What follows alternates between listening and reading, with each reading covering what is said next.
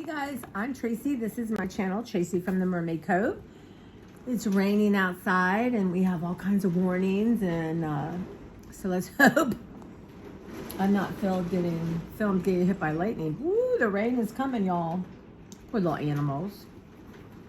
But yeah, so this is a couple of people have asked me to talk about my weight loss journey. You know, and it's interesting because it's gotten me thinking about it, which is awesome. But you know, I've spent most of my life trying to shrink. It's the truth. Trying to shrink down. You think about that, right? I mean, trying not to be noticed. Trying to hide. So that's what's so amazing about this channel for me, is that I'm putting myself out there. I can look at myself on camera and sometimes like, how cute are you? But yeah. So I think the thing with weight loss journey, I had gastric sleeve. I don't even know how long ago. I'll have to look it up when I'm going to do this in 2 parts. But it's been 10 years, more, maybe 12, 20, I don't know. But when I first started, you know, I never knew exactly what I weighed, but I'm going to say 350. Yeah. When I actually went to the doctor's office to start the process to get to the weight loss surgery, I think I weighed in at like 329, 330, something like that. And now I am 240. So the doctors had wanted me to be more like 175. But my goal is 220, I think, which is what my driver's license says. But yeah, you know, people are all overweight for different reasons. Like I have a friend, Michelle, we both joined Noom at the same time during the pandemic, and she lost 30 pounds. I put on like 10 because even though it's a different kind of program, my mind went wild. And I guess I have suffered my whole life with restricting, and you name the diet, I've tried it. Nutrisystem, Weight Watchers, Jenny Craig, the cabbage diet, I don't know, have a grapefruit for 3 days diet, you know? I mean, everything you can imagine I have tried and spent money on. The uppers diet, the fentanyl, the fen, that was fun. So yeah, so I've tried everything. And when I decided to do the surgery, and everyone is overweight for different reasons. Everyone loses weight differently. I mean, it's not a one size fits all. You know, it's just not. So I was starting to really seriously have to start to take insulin.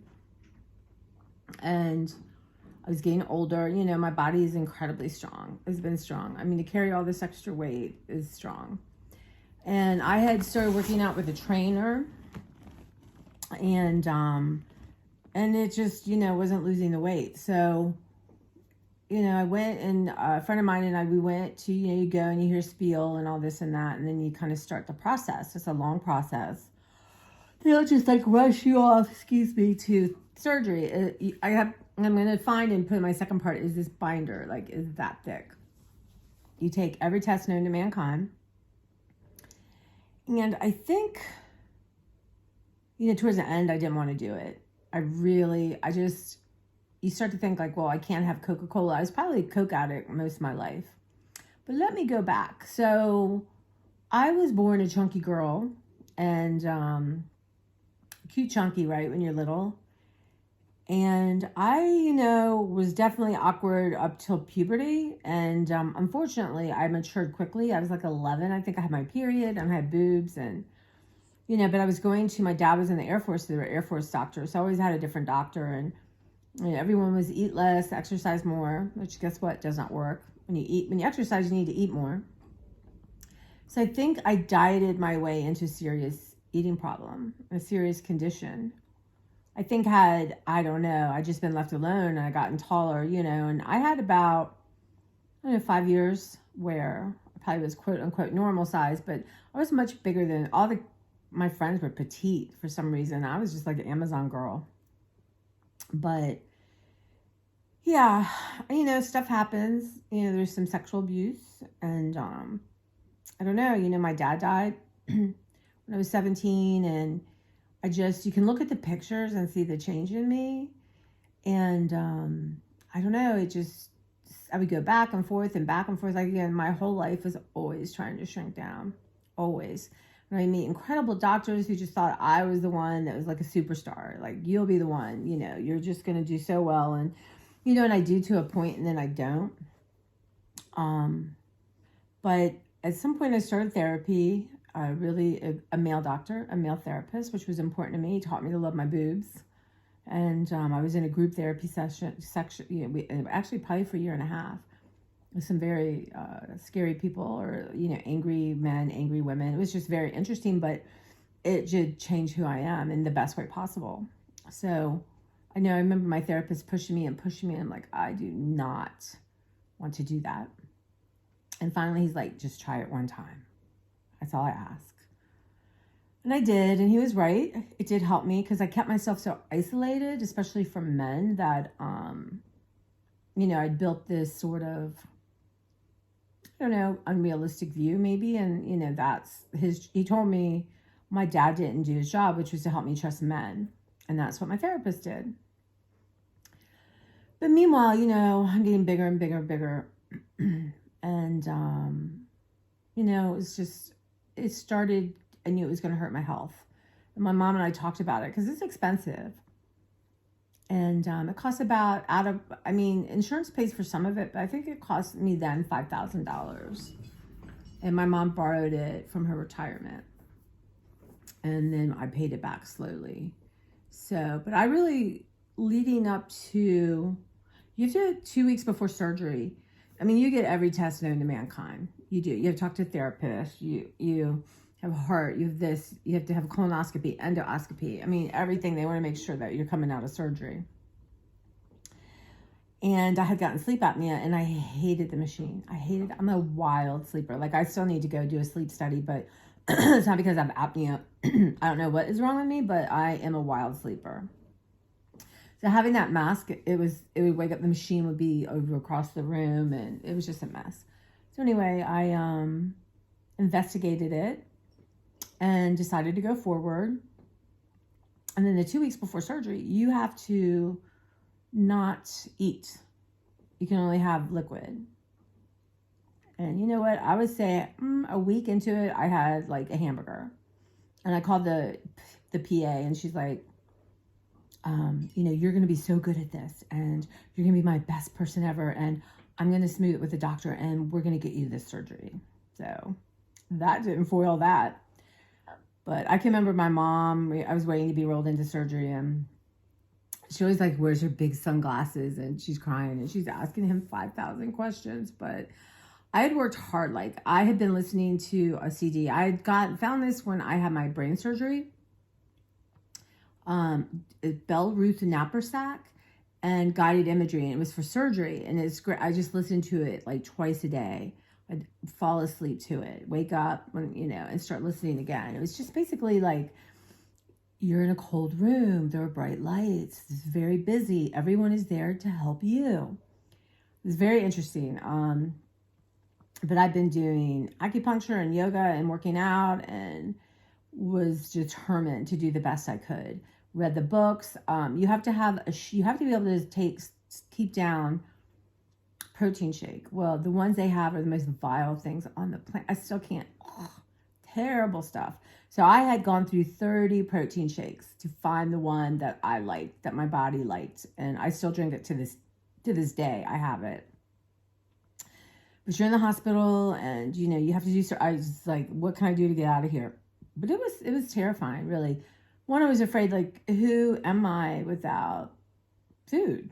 Like, I didn't know.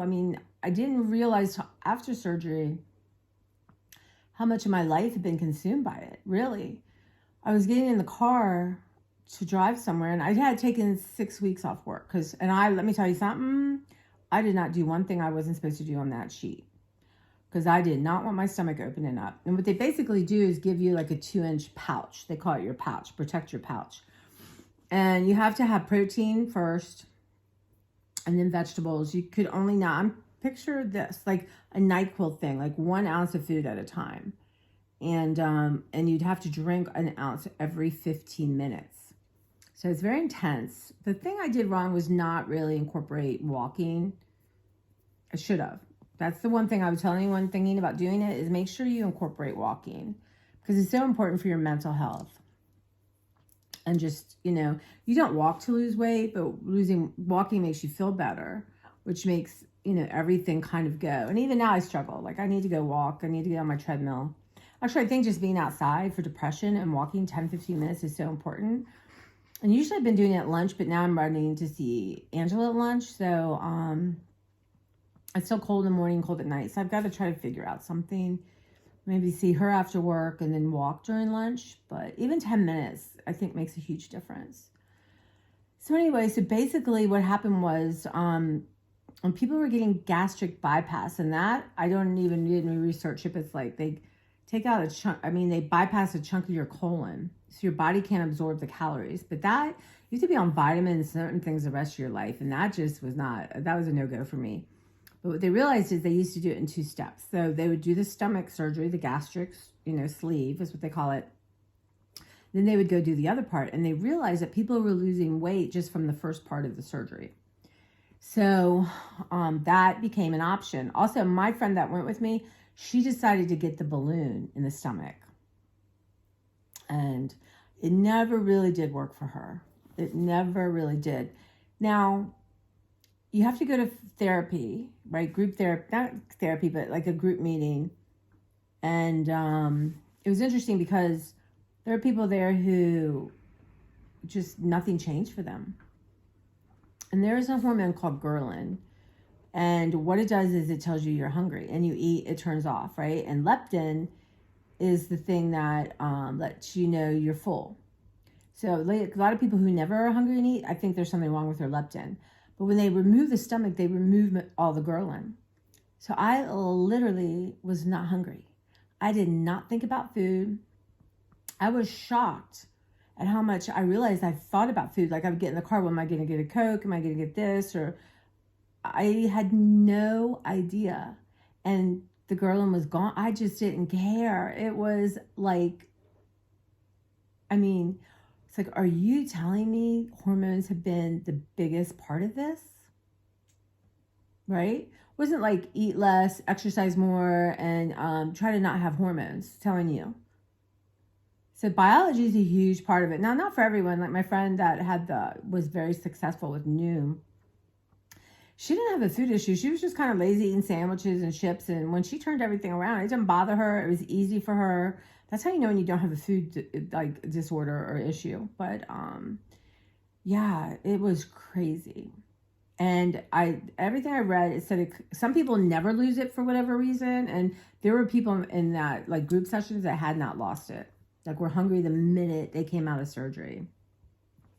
Then the most common thing was 6 months, it comes back. And that's what happened to me. It comes back. But you have your stomach, which is, it expands over time.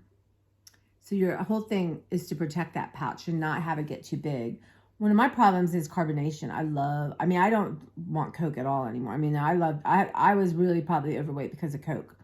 I would drink 3 big ones a day. And, now learning about insulin resistance and what it did to my body. Now if I have a soda, like a Sprite, I drink it and I'm done with it so my body can process it. I don't like sip on it all day long. So that is, I've learned so much. But some people never lost it. So, I have no idea what the biology or the thinking is behind that. But I did. And, you lose your hair because your body's starving, basically, and it doesn't worry about growing your hair, hanging on to it. But I think I got to a point, the ghrelin came back, and I lost like 40 or 50 pounds. I would say that.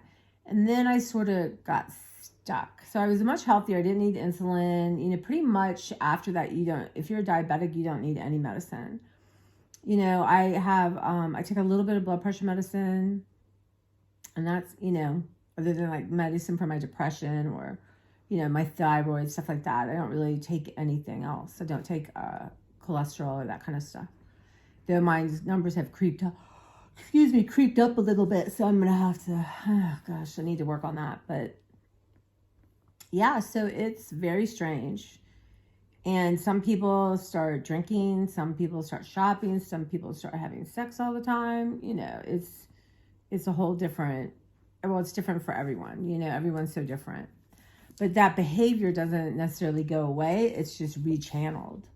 So, I suppose for me, shopping, like I could get in cuter clothes, and that it's probably why I have so many clothes. Because really, when you're as large as I was, there weren't that many cute things. I used a lot of men's clothes. So I think that's what started my obsession with clothes. It's just, it just felt good and it was fun. And now I have to rethink all that. But yeah, so my mom was incredibly supportive. I remember when I could have my first like soup, and she went and got me wonton soup. I couldn't have the wontons. It was like the best thing I ever tasted. It was so good. I mean, we're talking 4 weeks, maybe almost 4 weeks before I could have that.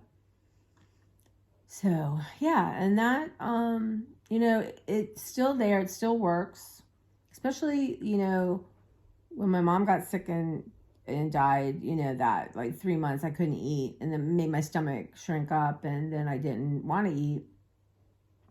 But I've slowly gone down, if I was stuck at, let's say 280, which would have been about 60 pounds maybe, now I'm 240 in the last 3 years, which is the way to do it. My doctor now doesn't want me to lose more than like 5 pounds this year. And my goal right now is, I kind of start hovering, like I've been around like 244 to 240, like, going back and forth. So right now I'm like 240. So now I'm going to kick down into the 30s, but really 220 would be my ultimate. But right now my goal is 237. And like, you probably can't see this. You might see it. And so I can't, anyway, my arms, it's like when you start to lose weight again, and my stomach, it's like, it changes the texture. It's so interesting. And my skin looks really crepey, but then it kind of settles down again. But right now I'm kind of in that mode of losing weight. My right knee's been hurting me a little bit, which I got injured training when I had a trainer. But overall, I've been very fortunate that my body's been very supportive of me. But now, I can feel it. I'm older, 57. It's a different, wow. It's like you're not a new car anymore, right? Like when you're young, you can sleep anywhere. Now it's like, oh my, I'm lucky to sleep in my bed. So that's basically, eventually stopped going to the doctor. I mean, it's $50 at a time out of pocket. And, it's really a personal thing. I could probably go back and, I don't think I never really suffered bad side effects from it. So I just really didn't. But, yeah, that is basically the story. But, you used to live in a society that tells you you're not okay if you're not whatever quote unquote perfect is. Heaven forbid if you didn't have Farrah Fawcett hair, which she didn't have, right? Really, truly, all that hair like pushed forward didn't even exist, really. And companies make huge amount of money off of, especially women, not feeling good about themselves, whatever it is. My dad had some issues. But yeah. So, and I think, I always had such an outgoing personality. Like my mom is beautiful. My parents both were very attractive, and they were a mess. And I think I just rejected part of that, and I didn't want to deal with it. I didn't know how to deal with my sexuality. So, weight was an issue. And it was funny until my therapist was like, no, not the weight.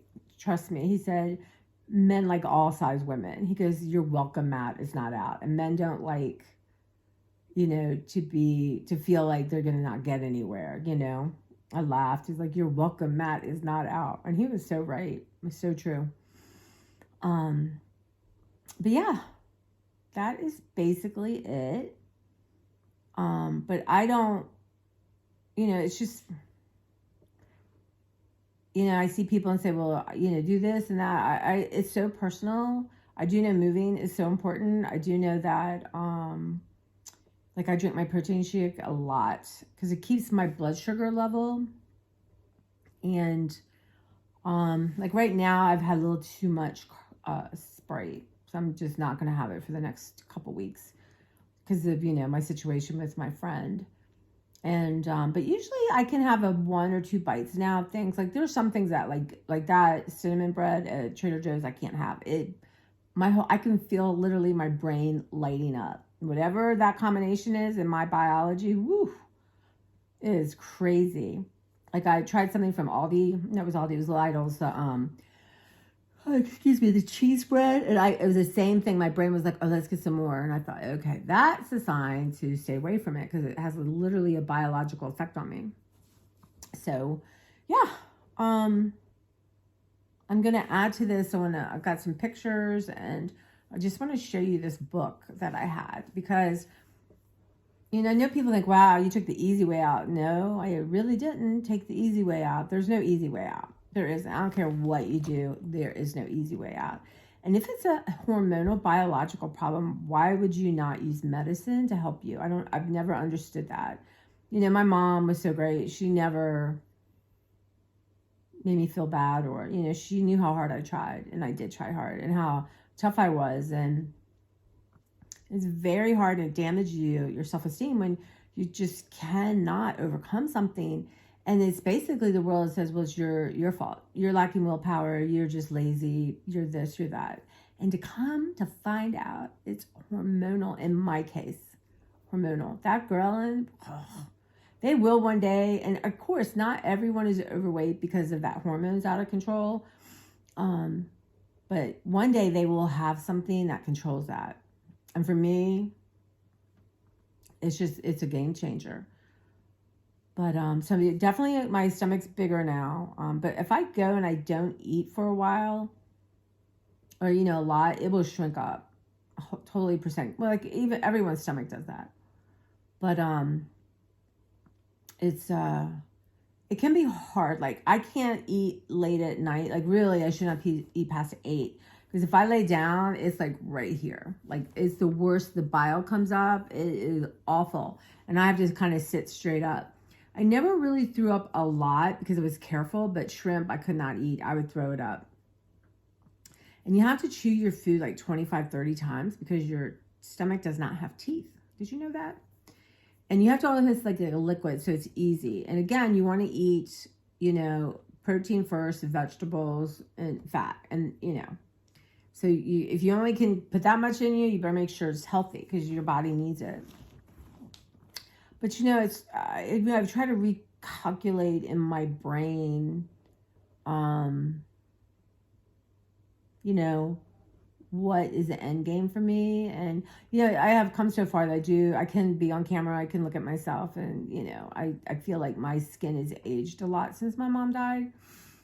But it's okay. I mean, it is what it is. What are you going to do? Right. I mean, I'm never going to have like surgery and slice open my face. And my friend Mimi is always like, get Botox. I'm like, why am I going to get Botox? I'd rather have massages, quite honestly, and put something in my forehead to make it look smooth. I mean, people who do it and that's what they need to do, that's fine. But never like that. But, so if I'm at like 240 now, I want to be 220 would probably be the goal, but I'm going to be happy because your skin does not go back with you when you're older. It's different, right? And that's, that bothers me. Like I would never feel comfortable in no sleeves. On Instagram, it's so interesting. You see these young girls and these women rocking their body and I'm going to dress how I dress and, it should not be offensive. And, bodies come in all different sizes and sexuality is not based on how small your waist is. That's for sure. But for me, it's tough. It's tough. My arms are the thing. And it's so funny because when I remember my grandma, I would like to pat her arm. Like I could do that for hours, just sit on her lap and she would have, made these little house dresses and I could pat her arm for hours. It was just so comforting for me. But, yeah, I mean, that's an issue. And I've seen, before and afters of people get surgery. And then your boobs, you think, oh, they take off your areolas and then sew them back on. Holy crap. And then, chances are you're not going to have feeling, but they'll look better. I'd rather have feeling than, I don't know. It's so sad how politicized, bodies are, women's bodies. But so it's really an internal battle with me trying to love myself the way I am. And I've definitely come far. I'm so much farther when I got the surgery. And, it's still a challenge. Well, like everyone, right? You wake up and I don't know. Well, we live in a world that tells us we're not okay because they want to make money off that, right? Like this and this. Like I'm going to take. But I hope my light shines out. And someone's going to love me for who I am, not because of the way I look. And honestly, that's probably been my goal my whole life because I didn't know what to do with it. I was like 11, 12. I don't know where those pictures are, but I looked 20, 25, and I got male attention that I couldn't handle or I didn't know what to do with. So that was scary and it shut me down. And then I spent my whole life trying to just shrink. And you think about that, it's like, wow. I guess that's what I like about these women on Instagram and places that they're just like, here I am. Why am I going to shrink for you? Why does being smaller mean I'm okay and I can be loved or I can have cute clothes? It's just really radical. And I still struggle when I see that sometimes, I think. But I'm aware that I'm doing it. I'm aware of why I do it. And so that part might take me longer. I don't know. But starting this channel is huge for me. And I would never have talked about my weight. I would have never just, But one thing I did do is pictures were really important to my mother. My mother took pictures. Like, you guys have no idea. My legacy is pictures. And that's going to be my niece and nephew's legacy. And there's part of me, because, I was really big and did not necessarily want to see myself in pictures. But I wanted to be documented in my mom's life and my niece and nephew's life. I wanted to be a part of it. So I just decided I won't look at them. My mom, she could take whatever, and now if there's something I've just found too heinous, I would get rid of. But isn't that sad? Really, so sad. But mostly, one thing I really do regret with my mom, and I don't have many regrets. She always wanted to get a family portrait, like where we all wore jeans and white shirts, and I just kept putting it off because I kept thinking, okay, I'll be 20 pounds lighter and that will be okay. And 20 pounds, and oh no, I'll be 30 pounds. I'll look that much cuter. So that I do regret. But we have so many family pictures that, in the scheme of life, that's not the most important thing. But yeah, so I want to show you the book. I'm just not sure where it is. I'll find it this week to show you how serious this is. This is not like, oh, I'm going to have surgery and everything's going to be easy. You have like a 6-month journey to get to surgery. It is not easy. I know on those shows, like I can't watch them, like my 1,000-pound life or all that. My friend likes that, but I cannot. I just see people suffering. But you really do. There are things that you have to do. Now, I was basically healthy for being an overweight person. Really was. I was starting to turn a corner, which is what prompted me. And, luckily, I could afford to do it. I couldn't afford it, but we made it happen. And I, live in an area where there's great doctors and I could do it. I had a job where people donated leave so I could have 6 weeks off to do what I needed to do. So very blessed. And that's what I try to focus on, being blessed. But, I can remember a time with my father where I'd lost weight, like whatever, hadn't eaten for months or something. And we were at the beach and, I had a cute figure, but very mature for my age, and boobs. And I remember we were at the beach, we were going down, I had a stepsister and a stepmother. It's a whole nother conversation, but we were going down the elevator to the beach. And this man got on the elevator. I would say, now I was probably 13, 14, maybe 13. But he got on, and he was probably in his like mid 20s, late 20s. I don't know. Maybe 30. I don't know. But anyway, he looked just like Sam Elliott. And he'd been in that movie Lifeguard, which it was I just thought, wow, that movie was something. And Sam Elliott was just my ideal. So I can remember him getting on and me going, oh my God, you know how much you look like Sam Elliott? And just started talking, and and he's like, well, how long are you here for? And, do you ever go here? And, maybe I can meet you. Maybe we'll stop by and we have a, hang out. And so we get to the bottom, and my father grabs me back on the elevator, and we go back up, and he was like, what the hell?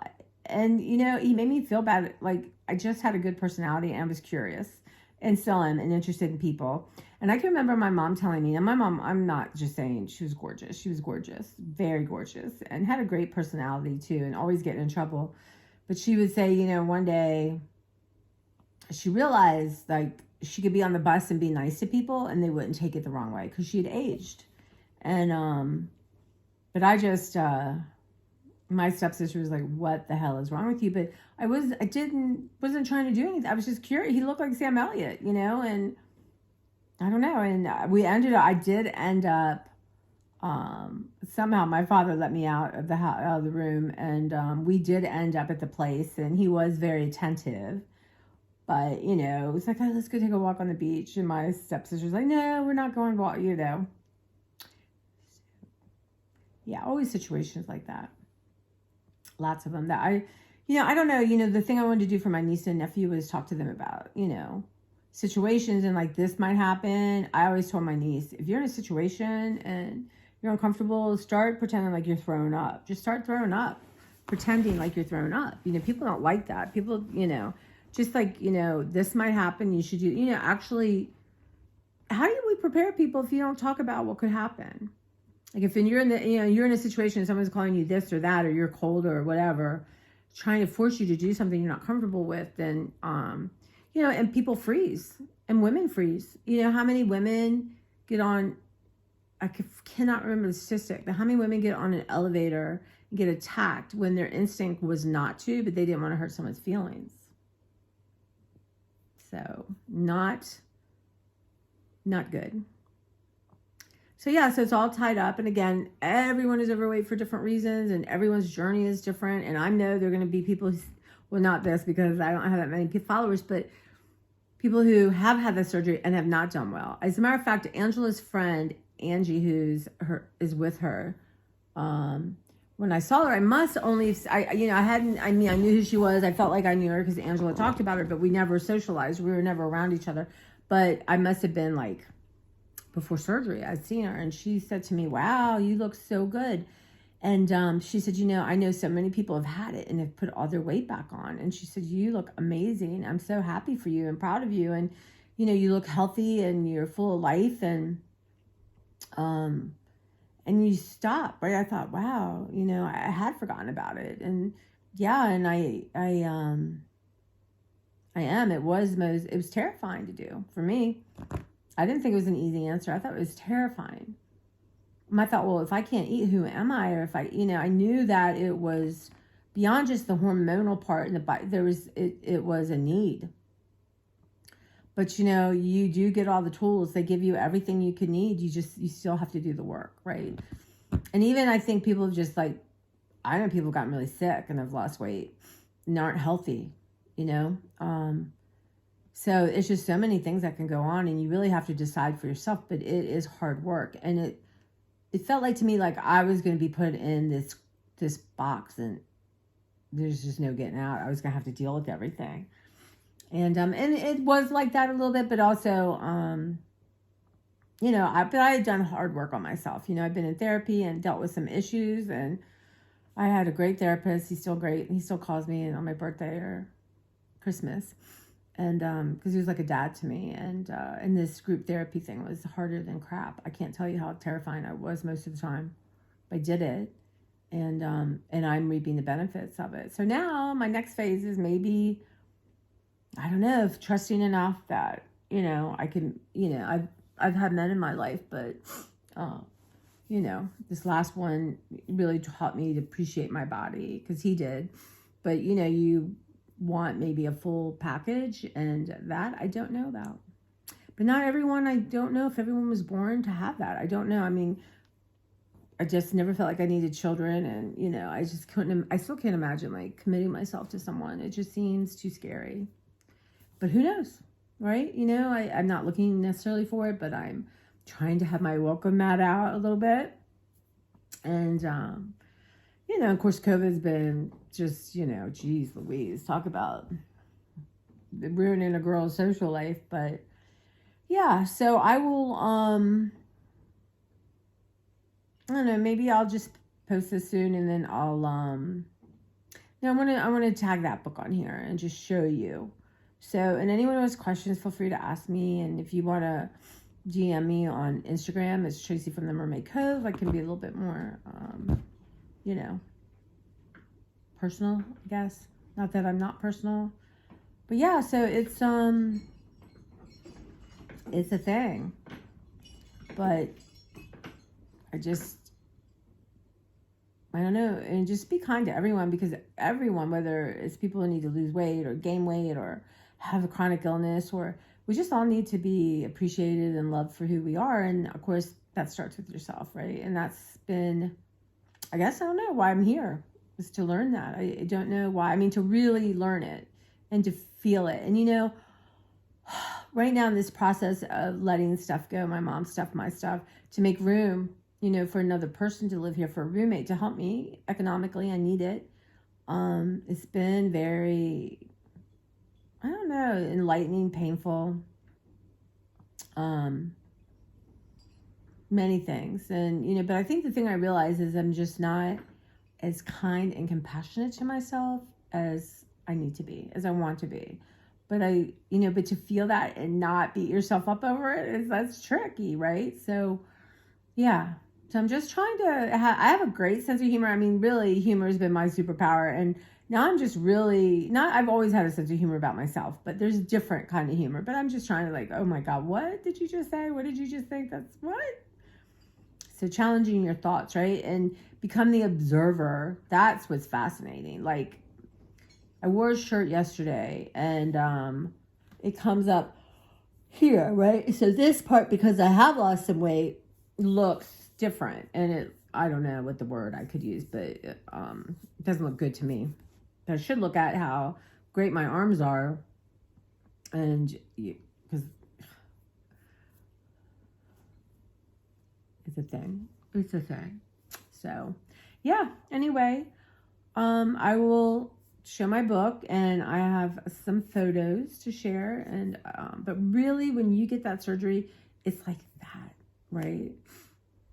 It's crazy, but do your homework. It's work. And anyone who ever thinks, oh, well, they got surgery.